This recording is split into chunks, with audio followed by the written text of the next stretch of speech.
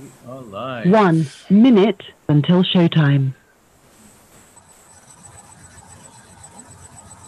We are live. 1 minute until showtime.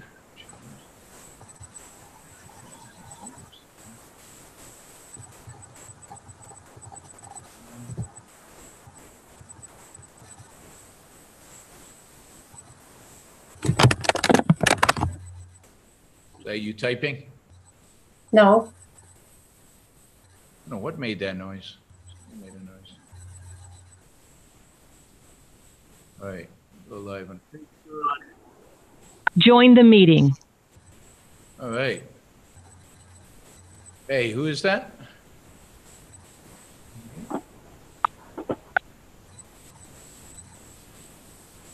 I mute, he mutes. All right.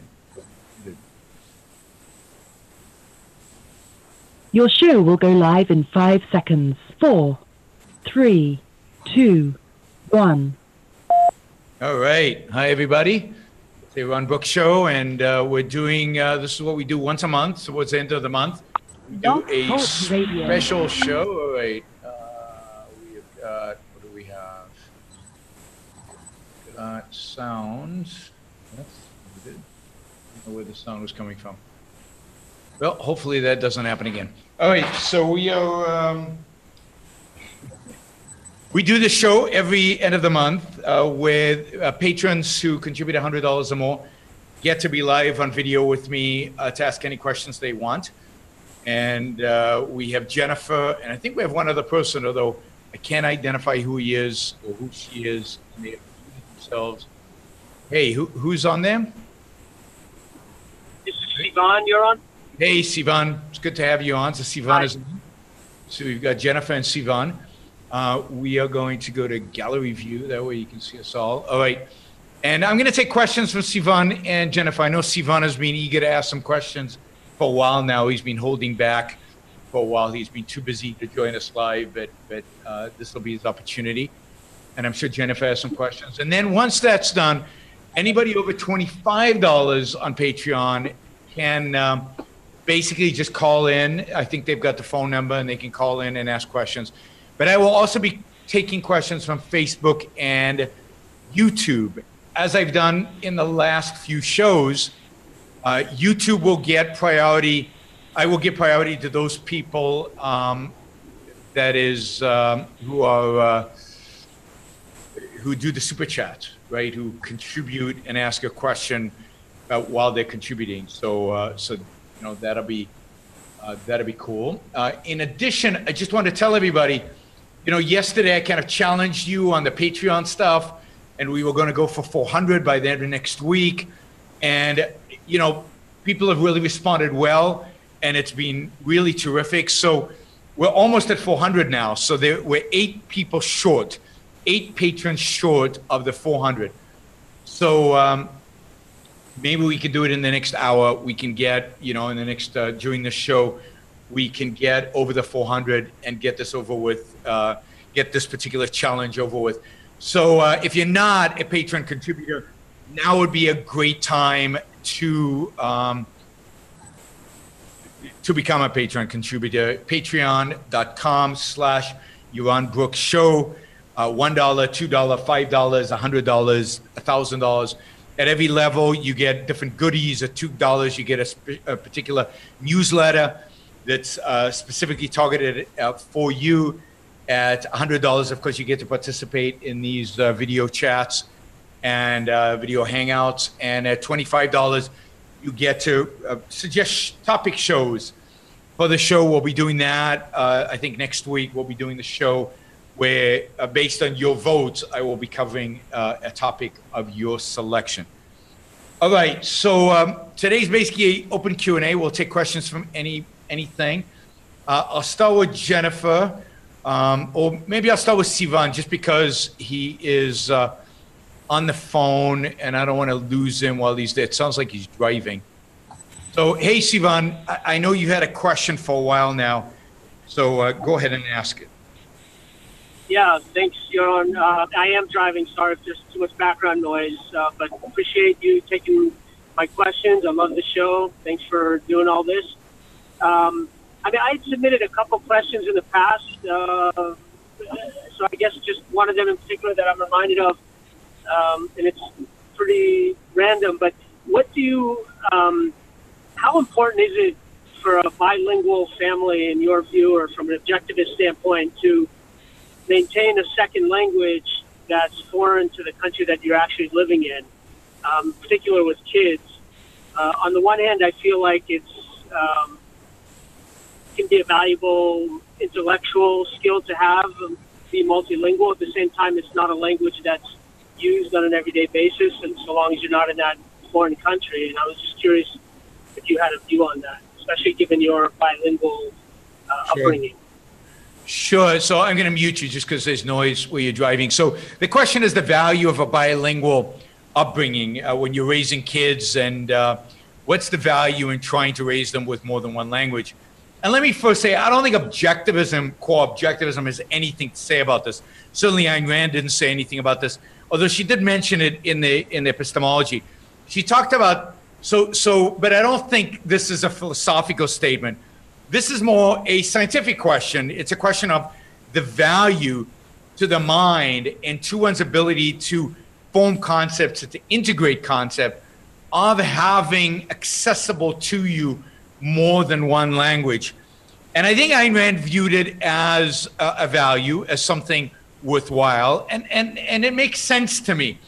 It makes sense that having in your mind two languages in which you have to deal with concepts, comparing and contrasting, integrating in two language is, seeing how the concepts are the same and yet often a little different and how they're used differently.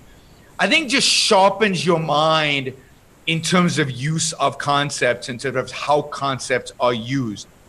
So I definitely think there's a value there. I think it's epistemologically, I think a child learns more about the role of concepts and how, because the language is, Sivan is talking about Hebrew because he's Israeli and his wife's Israeli, and the challenge is, do you teach the kids Hebrew, which is not, you don't teach them Hebrew because it's useful, because it was not a very useful language in terms of use.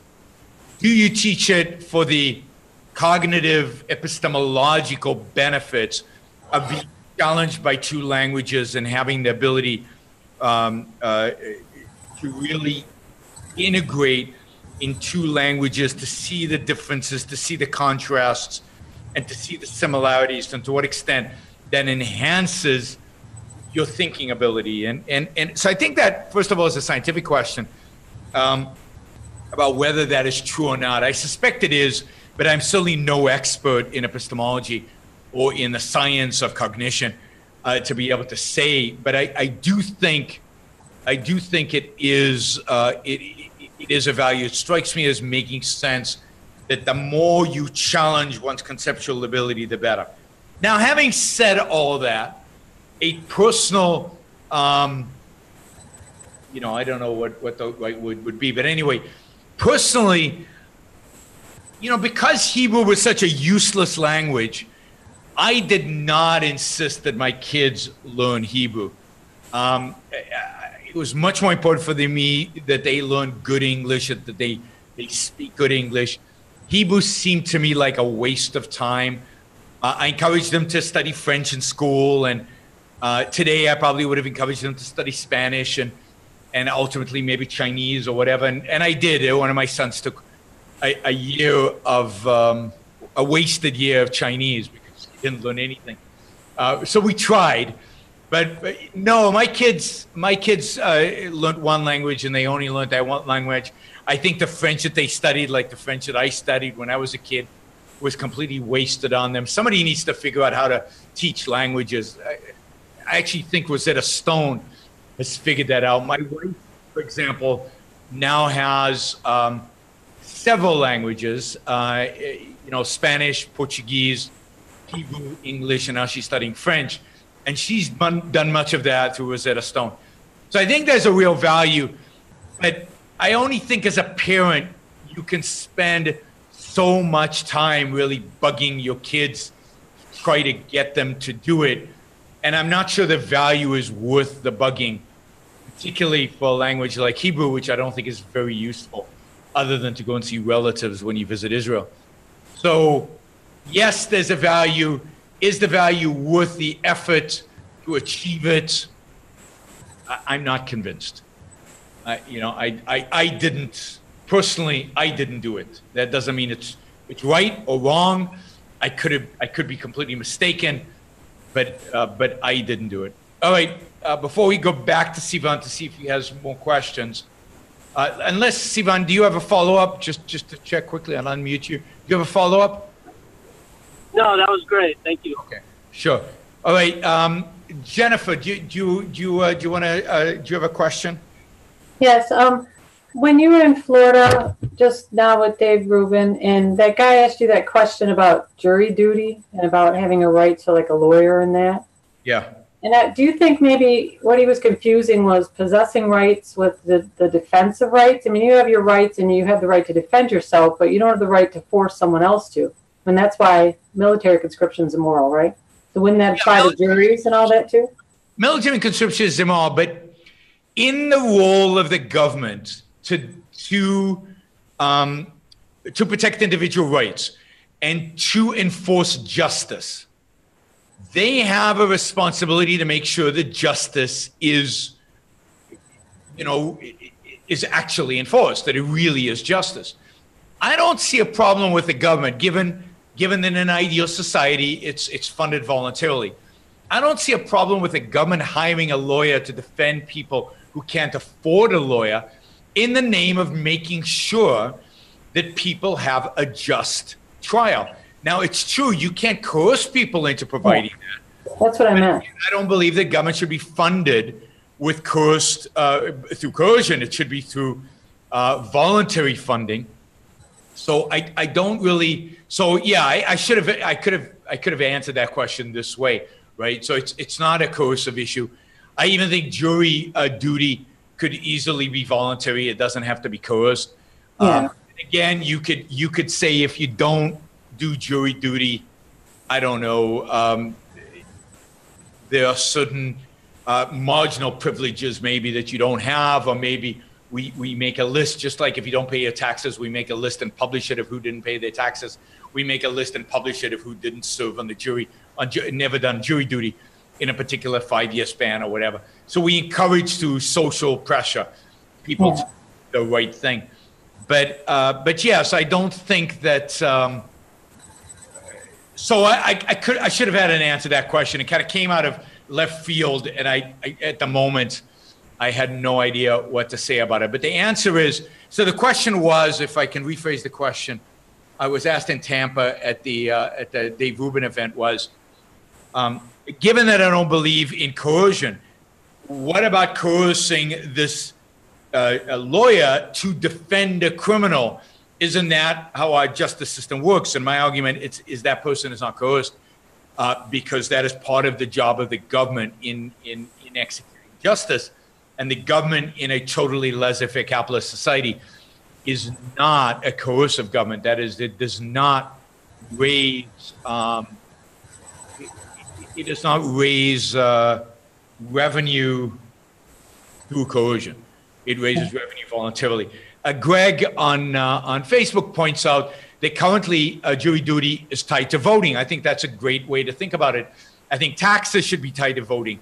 So you would only, if you were going to vote, you would have to pay, you would have to make a contribution to fund the government. I think if you would vote, you would have to be willing to serve on a jury. So voting would be one incentive, call it, to get people to do these kind of things, to participate voluntarily in government activity that was non-coerced, right? Yeah. So Greg points out that today, if you don't register to vote, you're not on the rolls for jury duty. So you could never register to vote, and then you'd never have jury duty. But one of the, in a sense, prices you pay for voting is that you have to be part of a jury. And I think that makes complete sense. That is a good system to have. Thank you. Right. Sure. We've been joined by Matthew. Hey, Matthew. If you let's see if I can unmute you. Yeah, I unmuted you.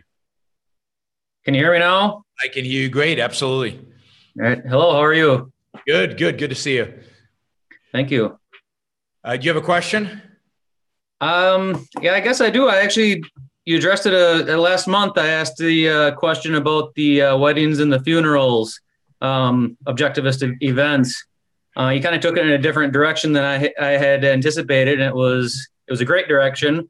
But I guess the question came up. I was attending a funeral, and I was thinking to myself, how comforting it feels to be at a Christian funeral, and the things that they do to comfort you as you're grieving or as you're nearing death. And I guess, as that is in the culture, I guess I'd like you to address it maybe a little bit more from that perspective.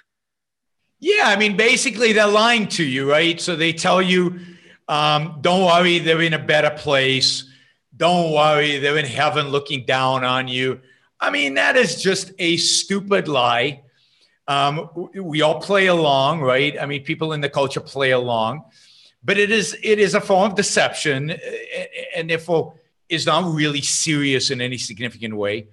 It makes people feel good, but that's all it is. And it's so, I'm not sure exactly what to do with it other than to say, it's just a form of people deceiving themselves into thinking there's something out there, that death is not final. And I think the objectivist answer is to it, yeah, death is final. And there is nothing afterwards. And that's one of the reasons you should make the most of the life that you have. Death is unimportant. Death is insignificant. What's important and what's significant is life. What's important and significant is living. What's important and significant is making the most of your life. So a funeral should be, to me, a funeral should be a reminder of the finality of life and a reminder to go and live, right? To go and make the most of your life. Not, oh, it's not too bad, they're in heaven. It should be something like, hey, are you sure you're making the most of your life? Because that could be you in that hole, in that grave tomorrow, right? There are no guarantees in life. You don't know how long you're going to live. So it should be, I was talking to a good friend of mine who's in his 80s now. And he said, Yaron, I want you to promise me, I'm going to be involved in setting up his funeral. And he says, I want you to promise me that my funeral will be a celebration. Will be a celebration of my life, will be a celebration of life. I don't want you to grieve. Again, if anything, it should be an opportunity to really consider how important life is and how wonderful life is and how much there is to live for. And to do it, it should be a reminder to do it more than anything else. I don't know if that makes sense. It does, yes. Okay. Does that answer the question? Did you have a follow-up? Because in the question you asked me about not just funerals, but about different things and that like weddings and other things. And I thought that's why I took it in the direction that I took, because right. I was looking for what do objectivists do when these things happen? And the culture has an answer. Kind of Christianity has already the form that you fill out, right? And we don't. So what do we do about it? So I answered the question then in that context. Yeah, I guess that, in my life, all those events have been religion based, and it's very integrated into, my community, my family. And I guess, I was just curious as to, how objectivists are integrating it, trying to integrating it, or if there's any organization to attempt to integrate it. So there's no organization to attempt to integrate it. I have a file somewhere on my desktop, somewhere in my file folders of wedding, objectivist wedding vows that various friends of mine have put together over the years. And I've actually performed, 3 or 4 maybe weddings. And by the way, if anybody wants me to marry them, I will. I'm happy to do it. It's a lot of fun to act as the the judge or the preacher or the pope or whatever it is, or the rabbi, and marry people off. It's a blast. It's a lot of fun. It's a great celebration, and the vows can be very powerful and very meaningful when they're written by Objectivists. I have a file folder somewhere of those vows, and what makes it interesting is that at those weddings, people personalize them, so they become very personal vows, not just the things that the groom and bride say to each other, but also what you say as an officiator. All of that is personalized, and that's part of the beauty of having an Objectivist ceremony, is you get it personalized, and then your friends are all into it. And what's interesting is to see how sometimes the family is religious and they're expecting like a religious wedding. And I've often been asked at these weddings, what denomination of Christianity do I belong to? Or what kind of religion do I represent? And people are shocked when they hear, no, this is a completely 100% secular wedding. But they're always enthusiastic about the content of the wedding. So even though, so they're surprised how atheists could have such an emotional, meaningful, spiritual even wedding ceremony. So I don't think religion at all has a monopoly over these kind of things, and over the emotion and over the sanctity and the spirituality of a good wedding, a good secular wedding. So I think Objectivists take these events seriously, in a sense, maybe more seriously than religionists, because they have to think about them. They can't just take them for granted. And marriage is a very long-term commitment, and it's a rational being. You have to be really, really, really sure that it's a commitment you want to make. And so all of these things, I don't think religion has any kind of exclusivity around any of them. Okay, right. And I guess I was glad to hear you describe what you thought a wedding would be, because that's pretty consistent with how I actually conducted my wedding 7 years ago now. Before I was less Objectivist back then. It was about 6 weeks to get ready for it. We did it quick. We had friends help. It was kind of a potluck thing, and we sent out the invites and people made it that could, and people that couldn't didn't. And we had a good time. It was a quick courthouse wedding and a party in the local park. I love quick weddings. I don't get this American tradition of getting engaged a year or 5 years or whatever and spending a year planning the frigging wedding. And then nobody enjoys it because the bride and the groom are so stressed about all the little details and whether they'll happen or not, that they don't seem to enjoy it. They seem to be stressed the whole time. And the whole point is to party. The whole point is to celebrate. The whole point is to make it meaningful. And you don't need a year worth of planning to make it any of that. So yeah, 6 weeks, 8 weeks, 3 months, whatever. But focus on the idea that you're there to celebrate and have fun, and tell the family, all those family that wants the traditions, or they want done a certain way, or they're panicking because they can't come or whatever. Tell them this is not their party, it's your party, and you're going to do it your way, and make it the way you want to make it. And once you're committed enough to be engaged, you should be committed enough to get married. So just do it. Isn't that like a Nike ad? I love that Nike ad. True. It was, yes. I mean, not from emotion. Once you made the rational decision that this is good for you in the long term, just do it. That's my thing about weddings. All right. Thanks, Matthew. Let's see. Let's go to Sivan again, just to make sure. Sivan, any other questions? Nothing burning. I did ask another question. I think it was a number of weeks ago. It was basically, I think I phrased it in a proper form of government.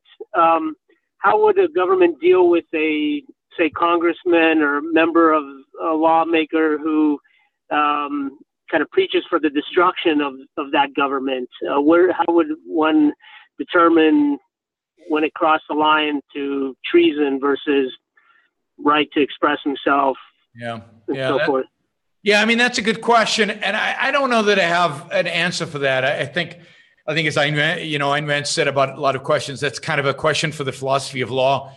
to exactly figure out what is the border between treason, what is the border between actually advocating the overthrow of a government, and where's the border between speech and the advocacy for certain ideas. And so certainly if they are conspiring, certainly if they are rallying forces to overthrow a government, that would be, over the line, and that would be criminal. And such a congressman should be tried for such criminal behavior.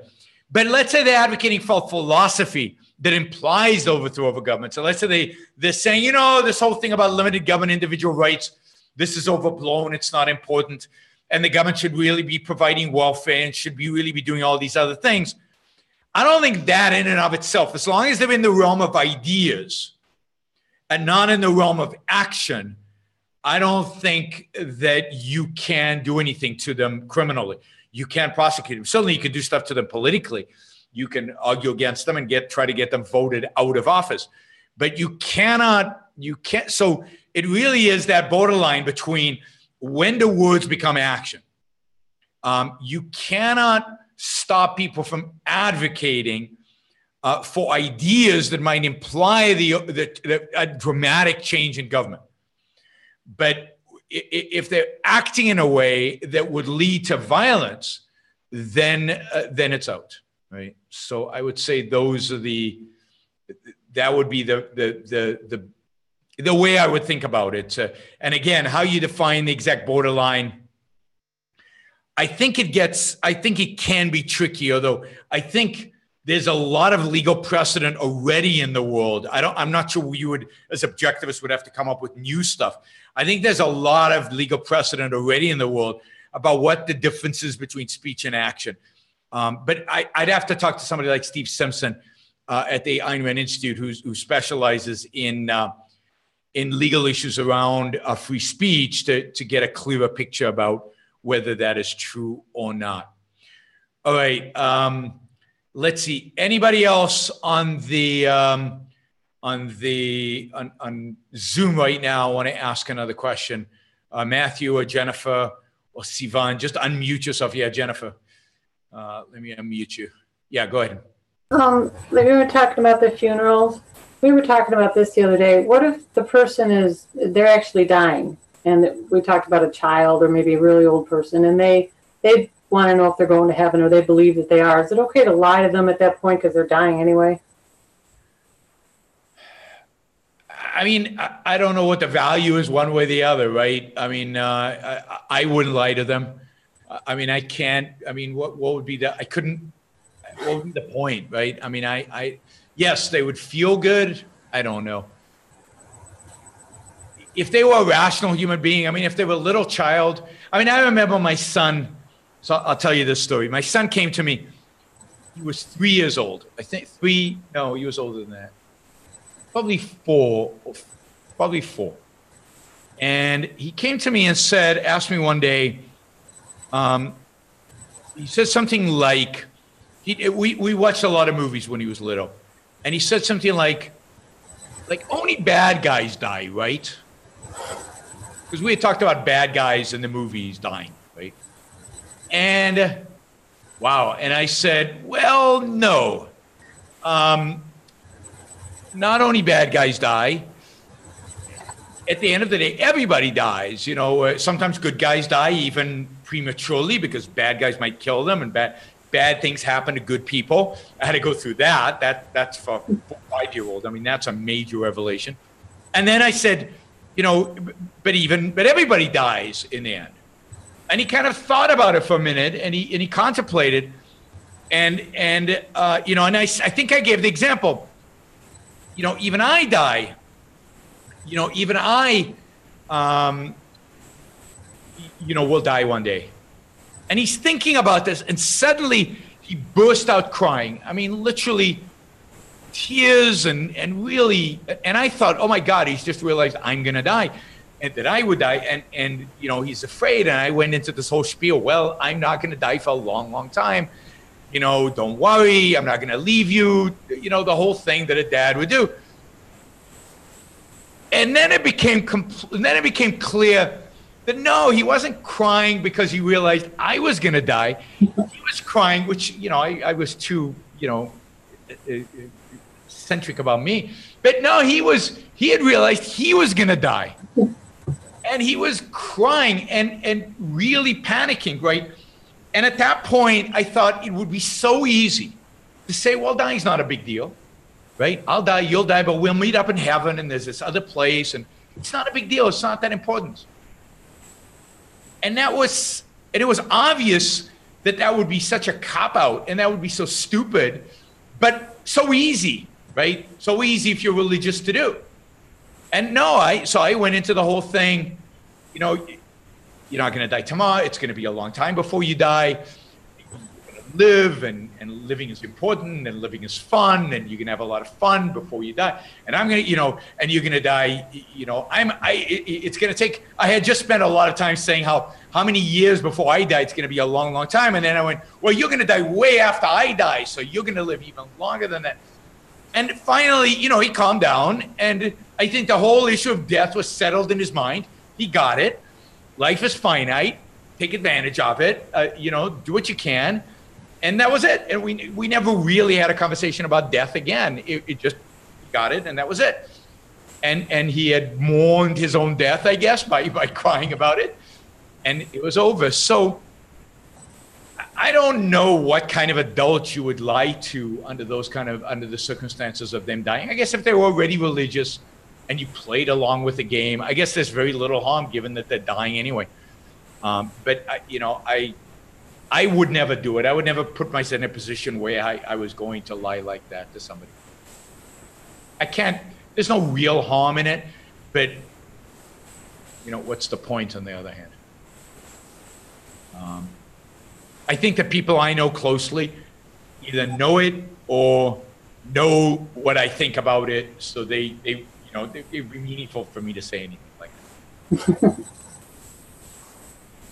All right, let's see. We've got a question, a written question that came in from a supporter at the $50 level.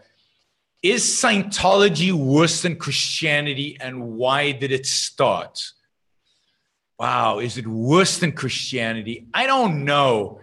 I have a pretty low opinion of Christianity, so I don't know. I mean, it's worse than Christian. Well, is it? It's an amazing fantasy, right? It's an amazing fantasy, but I think what Scientology has going for it is that surrounding the content, if you ignore the fantasy, if you ignore the aliens and the thing inside your head, the aliens living inside your head and all of that stuff, which is just plain weird and bizarre and crazy and nuts. If you ignore that, a lot of what Scientology tries to do is psychology. So what they're trying to do is provide you with a self-help guide. And I think that's what makes them popular, what makes them successful. They're new, they're different, and then they're using a lot of the self-help techniques that have been developed over the last 50 years to try to get people to feel better about themselves and to think better about the world, or to feel better about the world in which they live. And they structure, the way they structure their system is course after course after course after course. You keep advancing. So there's always an incentive to take the next course because it's going to teach you even more. It's like Tony Robbins, just couched in a religion, in this weird religious thing. Why did it start? I don't know. I mean, there's certainly a desire people have. People who don't want to think too deeply about their own life and about the world. They don't want to be, they reject philosophy in a sense requires too much focus and too much energy and too much thinking, that they're looking for quick and easy answers in the world out there. And religion provides that. But Christianity, Judaism, Islam, I mean, they're dull. Everybody holds those. You want something new and sexy and different and that has like a sex appeal to it. And I think Scientology appealed to that. It went after Hollywood stars in order to get that sex appeal. It got some Hollywood stars engaged. It presented itself as kind of secular, but it not really. But you could be hip, you could be cool. It was the cool thing to do, right? The cool kids went to Scientology, and all these cool actors, Travolta and what's the other guy's name? The Mission Impossible guy. I can't remember. You know, they're all. What's that? Tom Cruise. Tom Cruise, yeah, Cruise. So they're all in Scientology. It became the cool thing to do, right? So I think that's why it started. Now, the story about how it got started was that the founder, I know, names just, I'm getting old, but the founder, who was the founder? Is it L. Ron Hubbard? L. Ron Hubbard, yeah, L. Ron Hubbard, who was a successful science fiction writer. And he was sitting at a bar with some guy one night, and they were arguing about religion. And L. Ron Hubbard said, I could start a religion. And the guy said, no, you can, and said, okay, let's bet. And they bet some money, and L. Ron Hubbard went and started a religion. That's the story, the founding story. Whether it's true or not, I have no idea. But some people, you know, I've heard that several times. So I don't know. Yeah, so I don't really have that much to say about Scientology other than it's wacko and it's just another religion, but it's a cool one, I guess, because the Hollywood stars embrace it. All right, what we're going to do now is, I think some people have a Zoom number. If you have a Zoom number, you can call in and ask a question. Matthew, Jennifer, if you have questions, just raise your hand and wave, and I'll go to you. I am going to, I've got one question from YouTube that I'm going to take. So you can ask on Facebook, you can ask on YouTube. YouTube, I'd appreciate if you use the super chat feature. So this is from Carlo, and thank you for the contribution, Carlo. And Carlo says, hey, Yaron, as an Italian, how do you see the future of Italy since the rise of five-star movement? You know, I don't know. I mean, Italy is a very confusing place. I mean, it's a crazy place.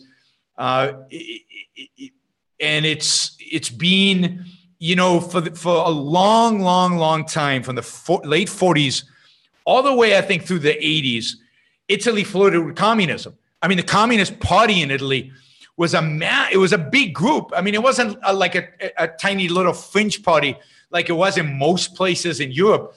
The Communist Party really had significant power in Italy, and it really disrupted Italian politics in significant ways through the 60s and 70s. And in the 60s and 70s, the Italian government switched. You know, it seemed like every year there was an election, and Italian governments were switching all the time, and it was just a crazy, crazy time. So Italy's always been a little nuts when it comes to its politics.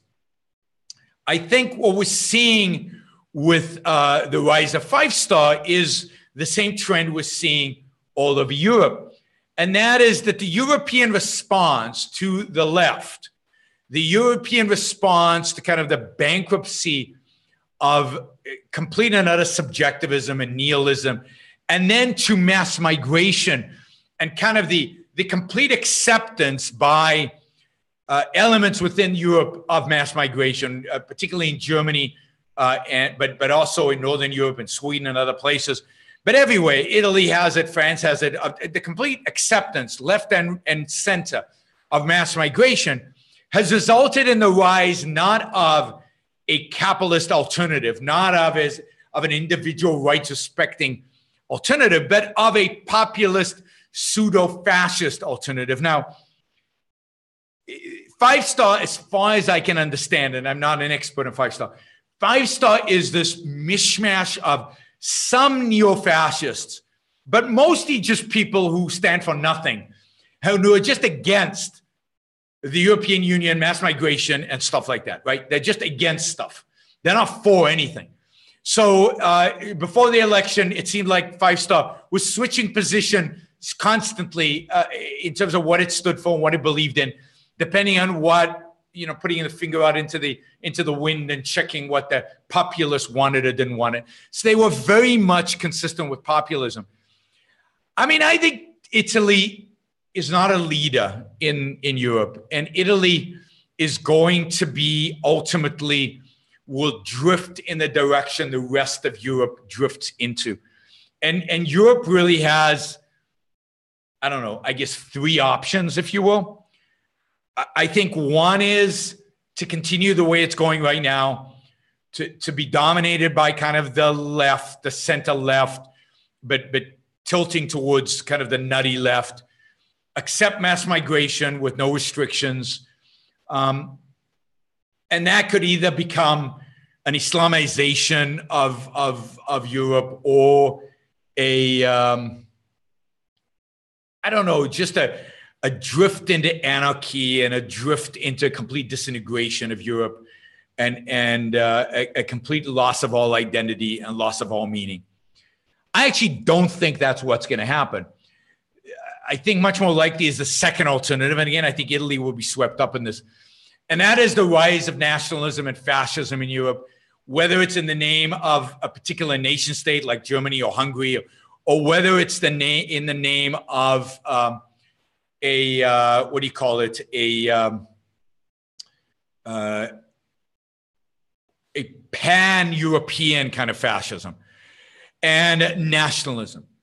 And I think that's much more likely. I think that's the trend. I think that's what we're seeing in Hungary, where Orban, I've talked about this, is a fascist, basically, where there's no free speech, where there's no real opposition, where people are silenced, people will start disappearing, and people are leaving Hungary. But the real important part is when that drifts into Germany and France. And I think if that happens, then Italy will succumb to kind of the fascist element within the populist element.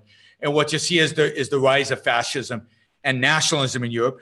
And in that case, the Muslims are in big trouble. They will basically be killed and they will be wiped out. And Europe will go through a dark ages of real darkness, of violence, in the name of nationalism and ethnic purity and all the bullshit that Europe has done before. I think the third alternative, which is the more hopeful alternative, is that Europe will rediscover its liberal, in the classical liberal sense, past. In other words, that Europe will discover the Enlightenment, will rediscover the Enlightenment and reignite Enlightenment thinking in Europe, and will embrace the Enlightenment. And then what you'll see is an attempt to assimilate the Muslims that are already in Europe, a rejection of mass migration, but not a rejection of all migration, and an embrace of individualism, of free speech, and a movement more towards capitalism and free markets, and an embrace in that sense of the better elements within the European Union, which is free trade, free open borders in terms of migration and migration within Europe, and free movement of capital.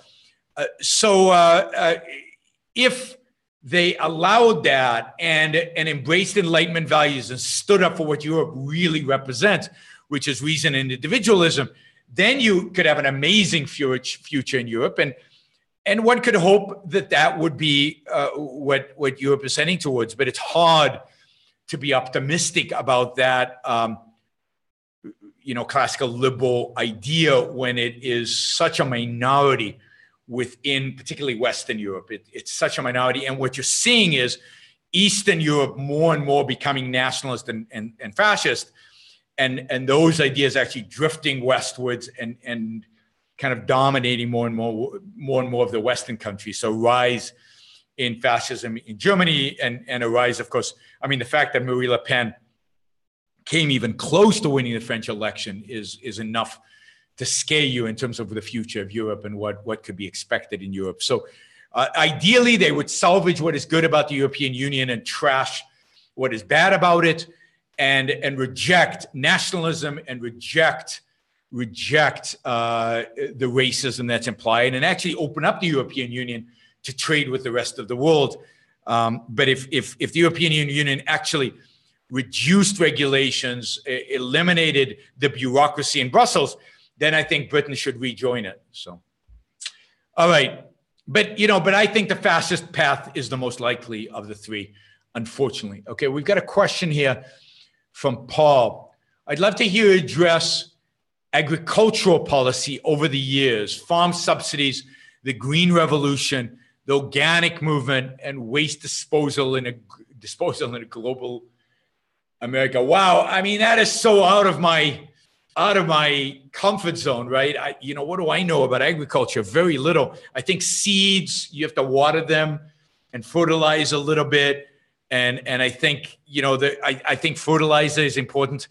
Let me say this. Let me say what I do know. I know a little bit. Farm subsidies, evil. All subsidies, evil. Our whole farm policy in the United States is corrupt and distorted and perverse and evil and wrong. And it's bizarre to me when we accuse China of, and objectivists and free market people accuse China of manipulating their domestic market and priming their markets for export and subsidizing their industries. And then we're massively subsidizing agriculture, right? Soybeans. We subsidize soybeans. We subsidize ethanol. And a lot of that is for export to places like China. So how we get off accusing other people of not being capitalist when we're such a crony economy, I don't understand that. I mean, who made us better than the Chinese in terms of cronyism? I mean, we're a little better. We're less crony than the Chinese.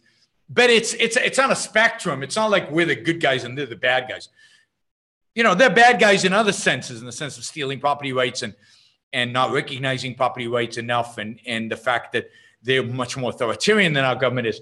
But in economic terms, in many respects, they're freer than we are in the United States, and maybe they're less crony in some industries than we are in the United States. So, we are so crony, it's pathetic. So, I completely reject all subsidies. I'm a huge fan of the Green Revolution. The Green Revolution has made it possible for 8 billion people to live on this planet and to live healthy, successful, long lives. And even if it turns out that some of the grains and some of the things that are being grown because of the Green Revolution are resulting in people having diseases and so on, who cares? They're living longer and they're living healthier. So they die of cancer at 80 instead of not dying of cancer at 80, of dying something else at 80.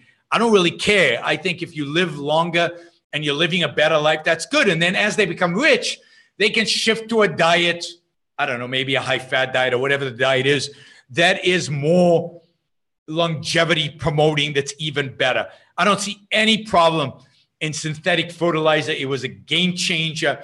It made it possible for humanity to grow the way it has, to become rich the way we have over the last 100 years. And to deny that to Africa and to India and to China would be to be responsible for the deaths of tens or hundreds of millions of people. Now, if it turns out, and I'm not convinced it's true, if it turns out organic is better, then great. Then once people become rich enough to buy organic, they'll buy organic. The question is, and maybe we'll develop technologies to produce organic, whatever the hell that means, in quantities large enough to feed the world, right? For people to feed themselves. But I don't care in my life whether I buy organic or not. I don't see the evidence to say that organic is a problem. In terms of waste disposal, I don't understand what the problem is with waste disposal. It seems to me that we recycle a lot of waste. I mean, when it's profitable to do so, it's easy to dispose of waste. I read a book once. I can't remember the size of the hole you would have to build in Nevada, but it's not that big to basically dispose of all the garbage the United States produces in like 100 years. You could put in one hole in the middle of Nevada, because nobody lives in Nevada. It's like empty. It's desert. There's nothing there. Why not fill it up with garbage? So I don't think it's a big deal, I guess. So I'm against subsidies. I'm for the market. If people are willing to pay higher prices for organic, then organic will do well. Most people are not, so you need non-organic food. And of course, most of the world can't afford organic food, health-wise or money-wise. And therefore, the green revolution now, the real green revolution is, the real green revolution of the future is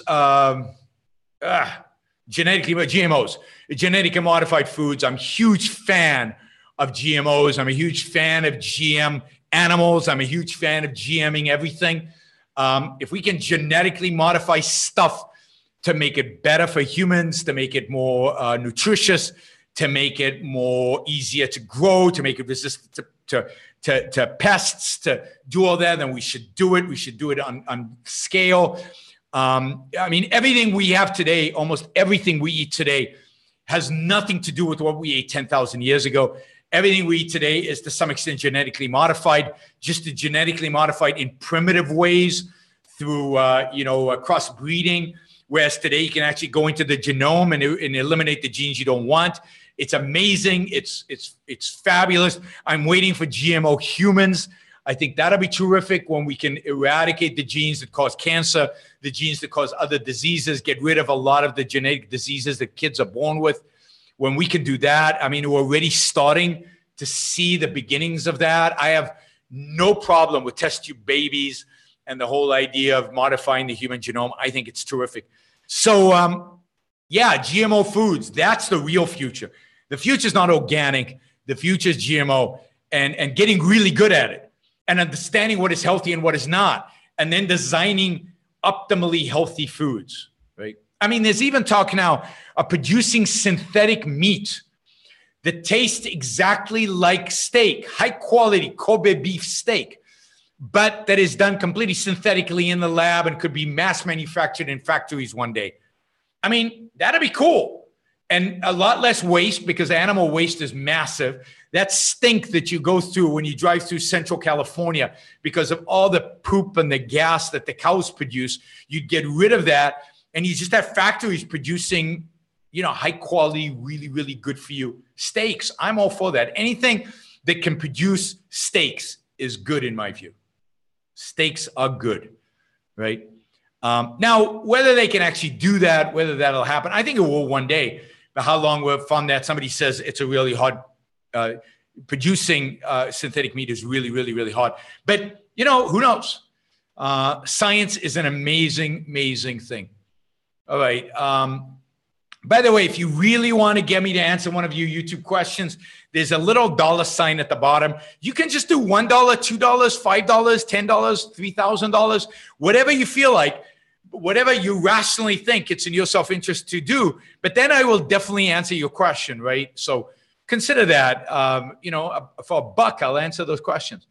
Okay, we got another question. I have a personal question about tariffs that I can't come to grips with. All right. I don't believe in any positive applications of tariffs. There's a net loss for all persons, parties involved. However, I love that. However, with the help of a central bank like power, the Federal Reserve of the Bank of Japan, the possibility of a foreign nation could fund an unprofitable industry for such an extended length of time and cause so much severe damage to a second party's industry that it might merit using tariffs. No. And how do you know? And how do you know if that's what the central bank is doing? And how do we know what country's doing what, where? Because the central bank doesn't typically give the money to a particular industry. It just prints the money and then the government allocates it. But imagine that you're doing that with steel in Japan. Bank of Japan is printing money and giving it to the steel company. And the steel company is selling all that wonderful steel, cheap, wonderful, real high quality steel to all of us. Hey, great. We are getting subsidized by the Bank of Japan. We get cheap steel. We get to innovate off of cheap steel. We get to produce great products that use cheap steel. We get to create more jobs in steel using industries. No. You started off the question great. Tariffs are net loss for all persons, parties involved. If some other country wants to commit suicide, let them. Enjoy it. Have fun. Buy all the steel you can while the subsidizing is good, right? Buy it up. Buy huge quantities of it. Store it. If you believe that one day steel prices will go up, store it in your backyard and then you'll be able to resell it later for more money. I mean, no, tariffs, taxing your own people because somebody else is doing something stupid never makes any sense. Never makes any sense. All right, I see people on YouTube are just not motivated to really ask a question. You don't really want me to ask these questions, right? Right. All right, I'm going to take this one question just because it pisses me off. What is the difference between the philosophy of Nazi Germany and Arabs? Have you ever been to kingdoms in the Middle East? So one, Arabs is not a philosophy. Arabs is just people. There are atheist Arabs. There are Christian Arabs. There are Muslim Arabs. There are Jews Arabs. There are all kinds of, they're pagan Arabs. There are all kinds of Arabs. Arabs is not an ideology. The philosophy of Nazi Germany is a specific, well-defined, clear-cut ideology. So I have no opinion about Arabs. I have an opinion about Arab culture. I have an opinion about Arab food. I have an opinion about Islam. I have an opinion about Christianity. But I do not have an opinion about Arabs. I know great Arabs. I know amazing Arabs. I know objectivist Arabs. And I know horrible, evil Arabs. Arabs is not a way to categorize people in a meaningful way. And it's not on the same scale as ideology. It's not in the same place as ideology, right? Have you ever been to kingdoms in the Middle East? No, I've never been to kingdoms in the Middle East, but I lived in the Middle East. I've invaded a Middle East country. I was in the invading force in Lebanon in 1982. So I've been an occupier of a Middle East country. So I know something about Arabs. I was in military intelligence. Part of the job was to study them and to study, how to defeat them. So I know a little bit about them. So yeah, but Arabs, you want to ask something that is comparable to philosophy, then ask about a philosophy, ask about an ideology. Arabs is not an ideology. Yaron, I can't donate today. I spent $36 on Peterson's audiobook. Wow. Peterson charges $36 for his audiobook. That's a lot of money. I don't know. Can't blame you. If that's $36. That's a lot of money. All right. I'll have to catch you tomorrow after you've got over your sticker shock. But some of you others have not bought Peterson's book today, and therefore could certainly spend like $2 to ask a question. Here's another question I got. Do you know Viktor Frankl and what do you think of his philosophy? Don't know him. Don't know anything about his philosophy. All right, Matthew has a question. Unmute. All right, there we go. Yeah, go ahead, Matthew. Okay.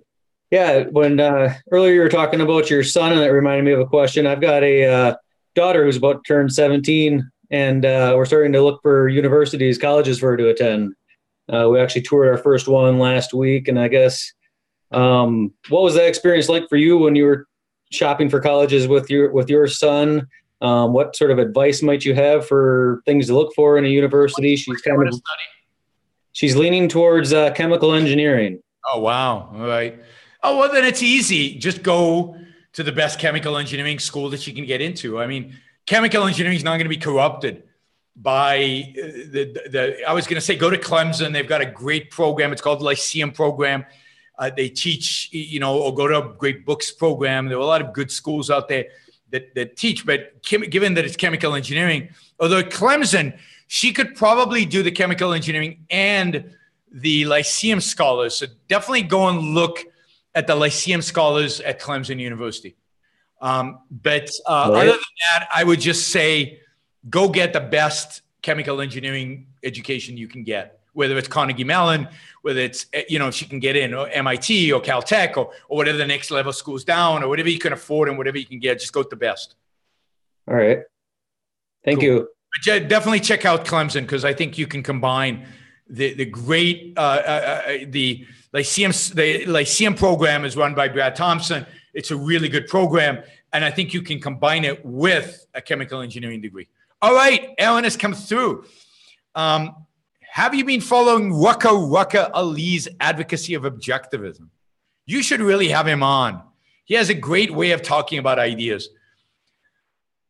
Yeah, I mean, Ruck Ali, what can I say? Yeah, I've listened to some of his most serious things about objectivism. I like them. I think he's right on board. I don't always like his style. I mean, he's young and he is of a different generation and he uses profanity way more than I like, but that's what makes him popular on YouTube. He's more popular than I am on YouTube. So I'll give him that. I don't like his like video songs, his like comedy stuff. It's too, I'm going to say nihilistic. Now, I don't think he's a nihilist. Let's be very clear. I like Ruck Ali. I mean, I know him personally. We're friendly. He's a good guy.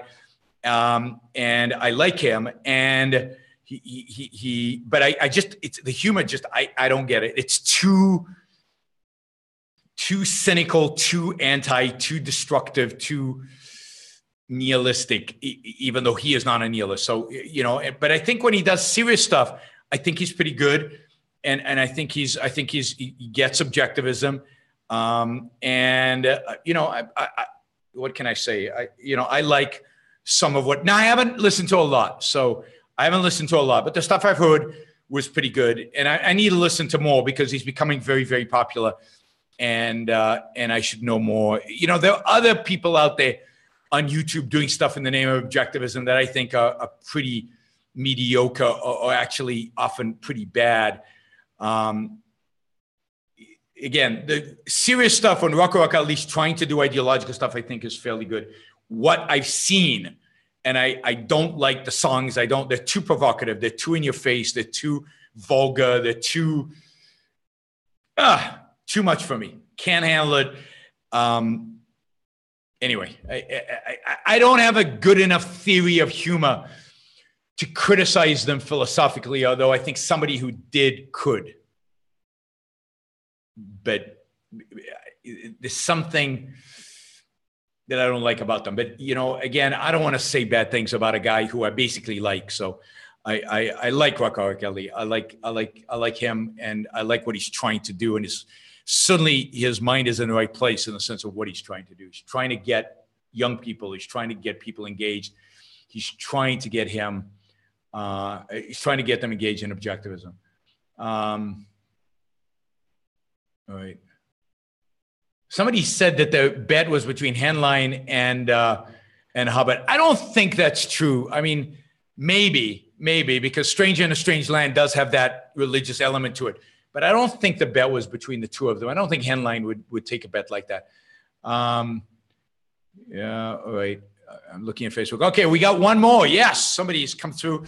Last username. That's his identifier on YouTube. An objectivist is on their deathbed. They have a rare gem that can cure cancer, but they have to die a day early to extract it.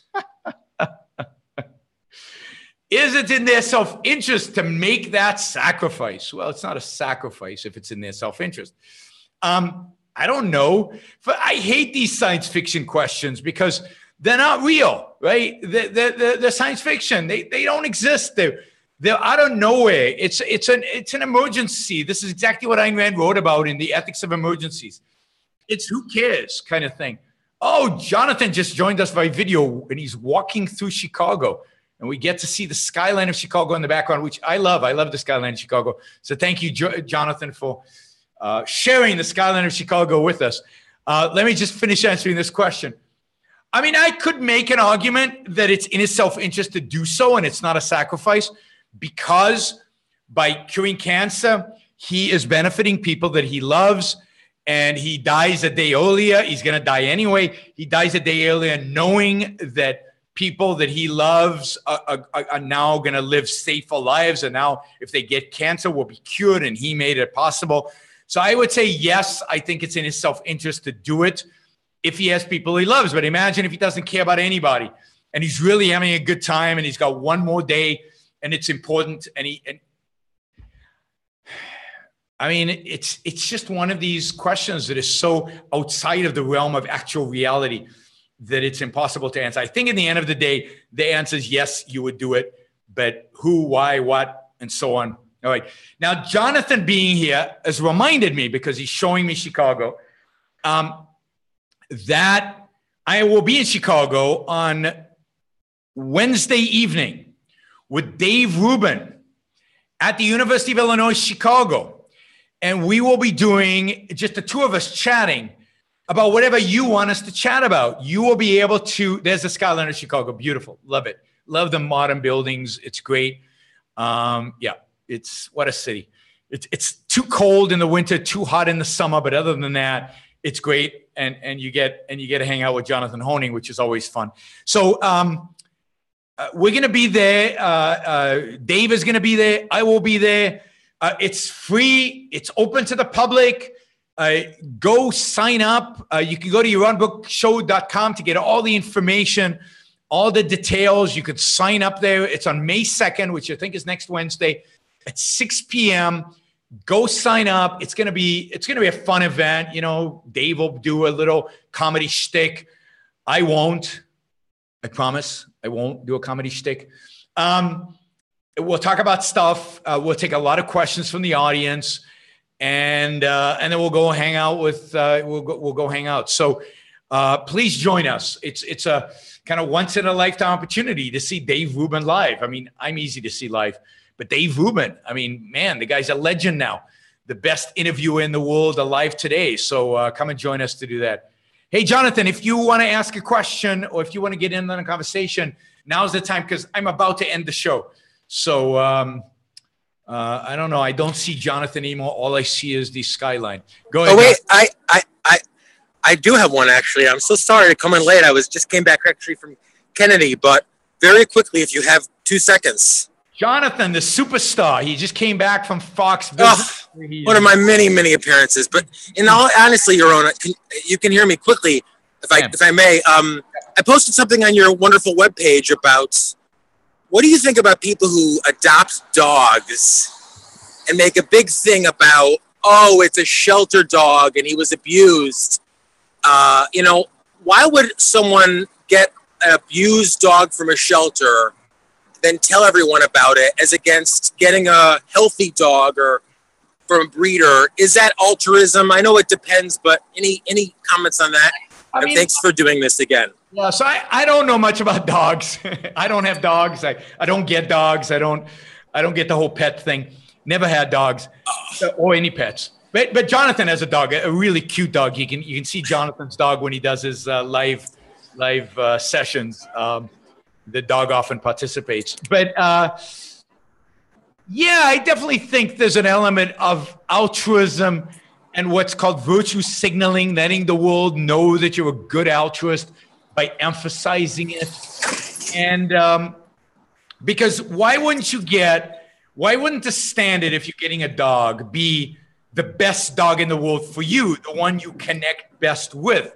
I mean, I think, and again, I don't know dogs. I don't have, this might be, why wouldn't you get like a puppy that you're going to raise and really I mean, I'm watching these cars approach you there, Jonathan, and I'm thinking, oh my God, we're going to watch Jonathan Honing live on Facebook and YouTube. So just trying to give you a good view as you're crossing the street there.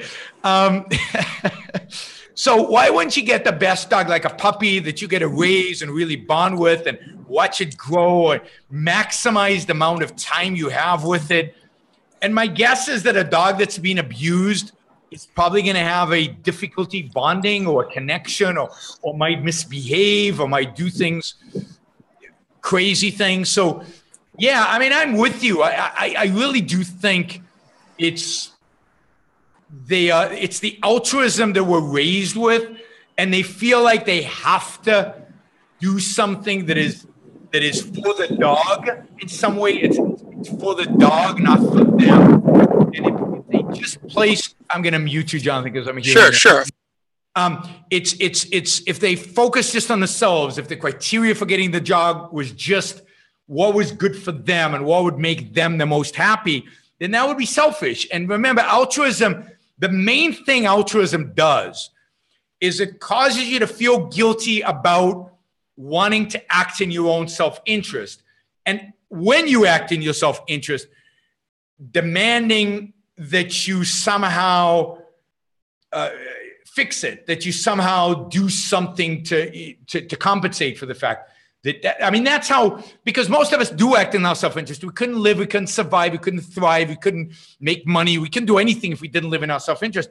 We do, and what altruism does is then it comes in and it wallops us, and it makes us feel guilty about it. It makes us go and serve soup in the soup kitchen. It makes us get a dog that's being abused, or do things that somehow reduce the guilt. And if we can virtue signal using that as well, and let the whole, oh, I know exactly where Jonathan is. I know that building. He's on LaSalle. And, you know, then all the better for that as well, right? You know, so it's, yeah, so I'm with you. I definitely think that if I were going to get a dog, I would get the best dog for me. I would get a dog that I could raise, bring up, you know, and get the most joy out of. That would be my only criteria. And that would be it. All right. I think we're done. I'm going to go watch basketball. I don't know about you guys, but the Celtics are playing, and I've missed like an hour of the game. Do you have another question, Jonathan? You're good? All right. Thank you, guys. This has been fun. Now, don't forget, I'm like 8 people short on Patreon for my goal, and I've changed the goal. Instead of the end of next week, it's the 1st of May. So help me make it by the 1st of May. 1st of May is a good communist holiday. So by the 1st of May, let's get me to 400 patrons. And you can do that with $1, $2, anything like that we can do and get us on. And, you know, that'll be terrific. So 8 people. I just need 8 people to go in and make a contribution. Also, those of you on YouTube, don't forget to subscribe to my channel on YouTube. And those of you everywhere else, subscribe to Facebook, Twitter, everything. I will see you on Saturday for the Yaron and Amy show, 2 p.m. Eastern time. The Yaron and Amy show on Saturday. We'll be doing something on Sunday. I'm not exactly sure what on Sunday, but and then we're back again next week. Although next week I will be in Chicago, so it'll be kind of on and off. So see you all soon, and thank you for joining me, and talk to you soon.